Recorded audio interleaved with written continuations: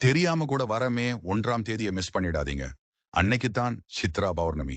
உங்க வாழ்க்கையையே மாற்றப் போகின்ற அந்த ஒரு ரகசியம் என்ன தெரியுமா? உங்களுக்கு சிவனை பிடிக்கும் என்றால் ஓம் நமச்சிவாய என்று சொல்லி, உங்களுக்கு சிவன் மீது நம்பிக்கை இருந்தால் இந்த முருகன் ஆராதனை பதிவை 5 நண்பர்கள் ஷேர் செய்யவும் நல்ல செய்தி உங்களை தேடி வரும். இந்த நாள்ல வர புனிதமான நேரத்துல நீங்க எதை செஞ்சாலும் அது பல மடங்கு பலன் தரும். நீங்க வேண்டியது மட்டுமில்ல, வேண்டாதது கூட நடக்கிற அளவுக்கு இது ஒரு சக்தி வாய்ந்த நாள். சரியா? அந்த குறிப்பிட்ட 45 நிமிஷத்துல பிரபஞ்சத்தோட கதவுகள் திறந்திருக்கும். அப்போ உங்க மனசுல இருக்கிற பாரத்தை இறக்கி வச்சுட்டு ஒரு எலுமிச்சை தீபம் ஏற்றி இந்த மந்திரத்தை மட்டும் 21 முறை சொல்லுங்க. ஓம் சோம் சோமாய நமக.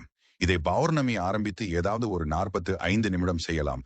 அப்படி இல்லை என்றால் ஹோரை நேரத்தில் செய்யுங்கள்.